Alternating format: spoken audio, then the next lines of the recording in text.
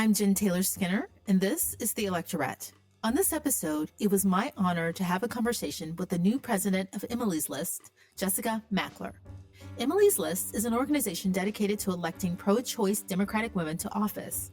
I've been a long-time admirer of their work, so I was more than pleased to have an opportunity to speak to Jessica about the organization's plans to get even more women elected, and specifically more pro-choice women. In our conversation, Jessica and I talk about how the Supreme Court decision to end Roe v. Wade has shaped electoral politics. We also talk about Vice President Kamala Harris, who Emily's List has supported throughout her political career, and how the Vice President's advocacy and her unapologetic stance on abortion has shaped the debate. So, without further ado, please enjoy my conversation with Emily's List President, Jessica Mackler. Jessica Mackler, welcome. Thank you so much. Thanks for having me. So we are approaching the second anniversary of the Dobbs decision. That was, of course, the Supreme Court decision that overturned Roe v. Wade. It's coming up in June of this year. Now, that decision happened 6 months before the 2022 midterm elections. And if you were a Democrat on the campaign trail back in 2022, 6 months is not a lot of time to regroup and kind of refocus your message. But, somehow Democrats pulled it off. We were able to stave off the red wave on the Republican side. But that was, 2 years ago. And I'm curious as to what your thoughts on whether Democrats have made good use of those 2 years. Have we been able to crystallize our messaging around abortion access? What we've seen in the past 2 years since the Dobbs decision is really that we've seen that abortion has been on the ballot, and that when we've made these elections about a clear choice, we talk about the messaging, the clear choice between Republicans who are going to take these rights away and are going to support abortion bans, and Democrats who are going to stand up to restore and defend these rights, the Democrats win. And that is because we've really had a clear message around what is at stake in these elections. And we've been able to talk about this in terms of the broader framework of control. And, when we're talking about what's at stake, it's not just, an abortion ban in Arizona or IVF access attacks in Alabama. It's that Republicans are not going to stop until they have full control over all of these decisions. And these are really personal healthcare decisions that people should get to make individually. And what we've seen real strength in that messaging. One of the things that does give me pause about this year, going back to the 2022 midterm elections, is that, like I mentioned, Democrats kind of outperform expectations. But one stat that people don't talk about a lot is that Republicans actually improved their performance among women in that election. So in 2022, I think 48% of women voted for Republicans compared to 2018, that midterm election, 40% of women voted for Republicans. Now, 2022, in light of what happened with the Dobbs decision, I'm still not clear as to how they could improve their performance among women. And I think perhaps the difference is age, right? Republicans do well with older voters during midterm elections. And so the question here is, do you think that we need to do a better job as Democrats in turning out younger voters, young women voters, especially during those off-year elections, the midterms, the special elections, so that when the federal elections come around, we don't have such a heavy lift?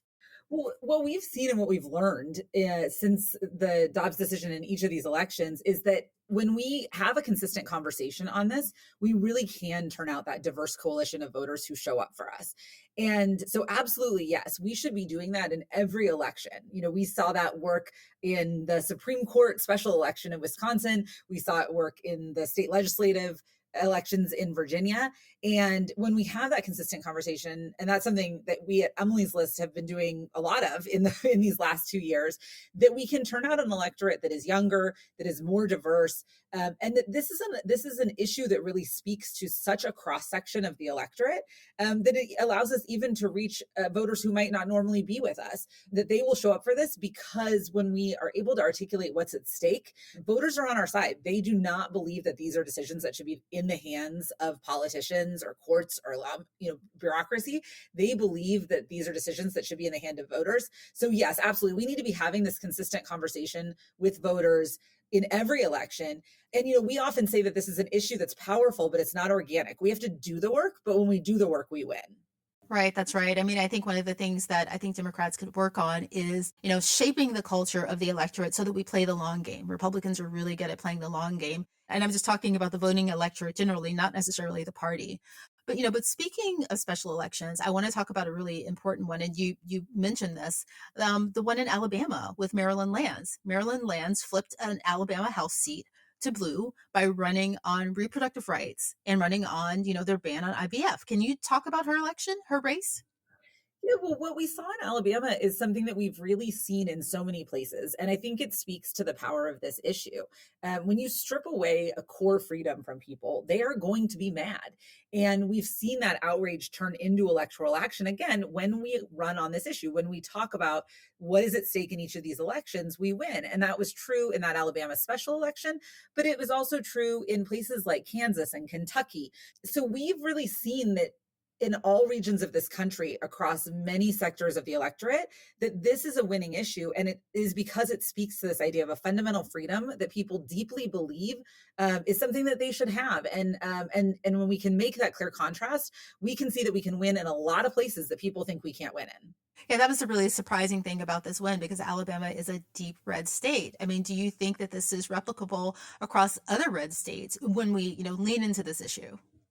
Well, and in fact, we've seen that be true. We've seen that when we are leaning into this issue, not just in terms of the wins, but also the size of the wins. When you look at one of the first victories that we had around abortion rights in 2022, it was the Kansas ballot initiative, where Kansas, which is a red state, came out in force against abortion restrictions. And so that is the model that we've seen work in many different places and absolutely can work in 2024 and beyond. Again, with these fundamental rights that are at stake, and people have shown that they are on our side, we just have to have that conversation. One of the advantages of having a woman vice president, Kamala Harris, of course, VP Kamala Harris, is that she's been really consistent and outspoken about where she stands on reproductive justice. And I honestly don't think she gets enough credit or attention for that. And, if you just take this year alone, back in January, she launched the Fight for Reproductive Freedoms Tour. And her first stop was on the 51st anniversary of Roe v. Wade. And she went to Wisconsin, a battleground state. And, she was very open about, what her stance was. She called Republicans extremists, right? And she said that if a national abortion ban would happen, Biden would veto that. March, she went to an abortion clinic, a Planned Parenthood clinic in Minnesota. In April, she took the tour to Arizona. And right after the Florida 6-week abortion ban in May, she went right down to Jacksonville. And, I don't think I've ever seen a vice president be so outspoken on this issue. How impactful do you think her presence and her visibility has been on this? The vice president has been such an incredible leader on reproductive freedom, and it is so important. And I think the reason that she has such impact with her voice on this is because it's what she's been doing her whole career.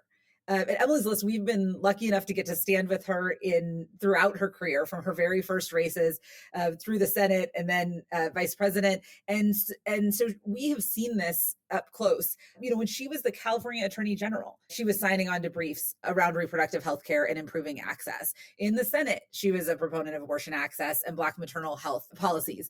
And so this is a manifestation of her entire career championing reproductive freedom. And that is one of the things that I would say we've really seen in this moment, is that it speaks to the urgency of leadership from women, and that it matters who is holding these seats. Because when you have somebody who has been leading these fights for their entire career, we know that they are going to be able to then lead these fights to restore these rights. And we see that with the vice president. We also see it with people like Senator Tammy Duckworth, someone who champions IVF access, and she deeply understands this because she experienced it herself. And so the vice president is an incredible champion on this, incredible asset to the ticket. And her voice on this is so critical. And it's because she's been doing this her entire career. We've talked about a lot of women. We talked about Marilyn Lands, VP Harris and Tammy Duckworth. But what about the Democratic men? Because there are probably more Democratic men in office and in Congress than there are women. Obviously, there are. Are they doing enough? Do they need help honing their message on this? Well, on the messaging, this is something that actually, you had kind of talked about the moment when Dobbs came down, and it was 6 months from the 2022 election. But it's something that at Emily's List, we had actually been working on for a while. As early on in 2021, we had been talking about the power of reproductive freedom and abortion rights to change the fortunes of Democrats in the elections ahead of us. Because we knew, in fact, the founding of our organization was by a group of women who were outraged that they were being dismissed and cast aside and that women's voices weren't being taken seriously enough. And so that's something that we understood innately and that we really undertook as part of our mission. And so when we got to that Dobbs decision, we had already built a framework for how this would work, the messaging and the targeting around it. And that has really fueled a lot of the messaging that we've seen from there. One of the things that I've been so impressed by, and I think has been so critical to our wins, is that Democrats really have come together to sing from the same songbook on this. We really saw that actually in Virginia when candidates, men and women across the board, were on the same page with the messaging and were very clear. And we didn't get distracted by Governor Glenn Youngkin, who had claimed he found a special sauce around how to answer, Republicans. He had a compromise, and that was going to be the answer for Republicans, how they would get to higher ground on this issue. And what we did as Democrats was that we stayed consistent and we framed the election around really who gets to make these choices. It's about control. It's about the essential fundamental freedoms that are at stake. And we won. And so I think that is really illustrative of what we are seeing across the board is that we are seeing Democratic candidates be really consistent on this. And I think that's absolutely true. And we need both men and women absolutely to be on the same page with this. But I would also offer that I think that there is this unique role for women to play and women elected leaders to play because their experiences, their lived experiences make a real difference here. I want to talk about Republicans for a second because they have realized that this is a problem for them and they've kind of shifted their messaging, to adapt. And, case in point, the Senate race in Maryland between Democrat Angela Alsobrooks and Republican Larry Hogan. Now, I know that Emily Celeste backed Angela Alsobrooks' campaign. She won her primary just a few weeks ago, and you backed her very enthusiastically. I mean, she's a really great candidate. And, Larry Hogan, the Republican in this race, he recently came out with a campaign ad saying that he strongly supported abortion access and he wanted to codify Roe. Now, Angela Alsobrooks responded to that by basically saying, don't believe Republicans on this. They have a vision to ban abortion nationally, and they believe that Larry Hogan is a part of that plan. Is she right here? Can we believe Republicans who are saying that they won't back a national abortion ban? Can they be trusted? Well, I think the first thing that we have to be really clear on when it comes to the Maryland Senate race and Larry Hogan is that Larry Hogan has a record and it's an anti-choice record. So we don't have to wonder. He has this record. We know what this record is. When he was governor, he vetoed legislation that would expand access to reproductive health care. And also, critically importantly, he has said that he will caucus with Republicans. He's Mitch McConnell's handpicked candidate in this race because they want to take control over the United States Senate. And we know that if we hand power over to Republicans, that they will ban abortion. So I think it's really important, one, that Larry Hogan doesn't get to run away from his record here. He has a record on this. And also, two, that Republicans have made clear what they want to do. There's a reason that they went to get Larry Hogan into this race, and they want power, and we know what they're going to do with that power. And then, the other thing I would say is that, elections are choices. And so, we've talked about this consistent conversation around what is at stake and the choice that voters have in this election. And in this election, voters are going to have a choice between Larry Hogan, who has an anti-choice record, and Angela Alsobrooks, who has spent her entire life fighting for women and families and who has been a true champion for reproductive freedom. And I'm very confident, I'm a Maryland voter myself, I am very confident that Maryland voters faced with that choice are going to choose a champion for reproductive freedom in Angela Alsobrooks. So we've talked about the role that Vice President Harris has played in the abortion debate and her role in energizing voters around that issue. What are your thoughts on the Republican side? Because the Republican sweepstakes have been really interesting and ongoing. And, they've realized that the abortion bans will present a problem for them. So I'm curious as to whether you think that will be a factor in who Trump ultimately chooses as his running mate. It's interesting. What we've seen out of Donald Trump is really what we've seen out of a lot of Republicans, right? Like they understand the political problem that they have here and they can read polls. And so they are scrambling, trying to find their way out of this, find their way to higher ground. One thing that I think it's important to say up top is that Donald Trump has already shown us, we don't have to wonder about where he's going to be on abortion. He was in office and he showed us his, he has a record on this. He brags about the Supreme Court and appointing the Supreme Court that overturned Roe. He rightfully deserves credit for that. He is responsible for the overturning of Roe versus Wade. And so I think it's really important. And this is something that we're going to be very focused on. We have a clear contrast here. Our perspective on this at the top of the ticket is through the vice president. And you have a vice president who's been a real champion on this issue. And then you have a clear record from Donald Trump, an anti-choice record. And so, but on the VP pick, this is something that we've looked at as well. And, he may want to find, a solution to this. But the problem for him is that anybody he picks, and we looked at 14 potential vice presidential picks, and we put all of these Republicans in a program called On Notice, basically saying that we know their records. We've looked at their records. We know their records. And that there's a clear message for voters in their records, which is that no matter who he picks, this ticket is going to be a huge threat on reproductive rights. So we looked at people, everyone from Elise Stefanik, JD Vance, Carrie Lake, Katie Britt, Ben Carson, Marco Rubio. I mean, you look at all of these people, no matter who it is going to be a ticket that is anti-choice, that is going to stand for restricting abortion rights. And the choice could not be more clear when you stack that up against the vice president, who has fought for reproductive freedom over her entire career and is, as we talked about, waging an unapologetic campaign to protect abortion access. So the choice is going to be really obvious there, no matter who Donald Trump picks. Right. And I think that he believes that if he puts a woman on the ticket, and it doesn't matter which woman, that he's just going to win that vote regardless, right? Like Kristi Noem or Nikki Haley, for instance. And that's probably why Nikki Haley came out with an endorsement. Well, first of all, I think if we've learned one thing over the past couple of years since the Dobbs decision is that when politicians make assumptions about what women are going to do, and they take for granted where women are, and they underestimate how women feel about reproductive freedom, that is a really bad choice on their part. They're going to be on the losing end of that. And so, underestimating the outrage that women have around abortion rights and what has been stripped away from them is a real miscalculation on the part of Republicans. They keep doing it because for them, this isn't about just a campaign message. This is about their agenda. This is what they truly believe. So, it's anyone, any day of the week, you could come up with a new person that might be the choice. But really, like I said, what we found is that no matter who he's going to put on this ticket, we're going to see a ticket that is clearly anti-choice, that clearly would put forward restrictions on abortion. And even more than that, we're going to have a conversation about contraception in this election cycle. We are going to talk about what is at stake, not just when it comes to access to abortion care, but also when it comes to contraception, when it comes to IVF access. These are all going to be a part of the conversation. And this Republican ticket is going to be one who's going to further restrict our rights. And then we look at that in the comparison to a Democratic pro-choice ticket in Joe Biden and Kamala Harris that are going to stand up and do everything they can to defend and restore these rights.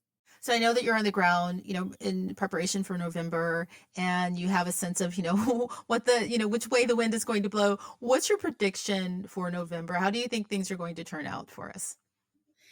Well, look, I'm more optimistic than I've been in a long time. And it's not because it's easy, it's actually hard, but because we've seen that when we put in the work, we win.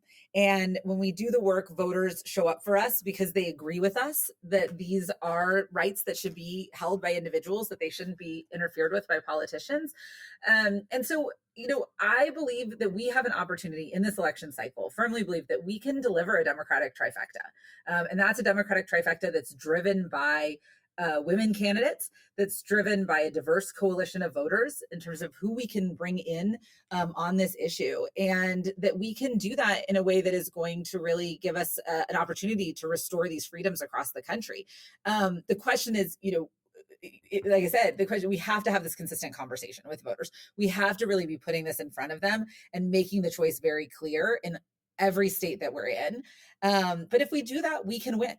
Right. I'm very optimistic too, right? The polls keep coming out and they kind of suck my optimism back away, but I'm very optimistic about November. So we're on the same page. Well, I think, what we've seen in, like I said, in every one of these elections, we've really seen people turn out for this. And one of the things we talked about some of the messaging, but what we've also seen is that what we've also understood and what we've done at Emily's List is really looked at the targeting here. And when it comes to voters, we can really turn out an electorate that is favorable to Democrats when we're talking about these issues. And so, for example, in Michigan in 2022, the young voters turned out double digits above the national average in an election that we framed around reproductive freedom and abortion rights. So we know that when we are talking about this and when we're putting it in front of voters, they're showing up for us and they're coming out. And that is on us to do that work. They will come out in force to defend these rights. And they've shown us that. I'm really pleased to hear that Emily's List is focused on state level races and down ballot races, because as we've seen, states have really been a stopgap in protecting abortion access. Yeah, absolutely. And what we've been at Emily's List, we've been working in states for a very long time. We had a lot of success in 2022. We flipped 4 state legislative chambers. We secured Democratic trifectas in Michigan and Minnesota. Those victories driven in large part to Democratic pro-choice women candidates.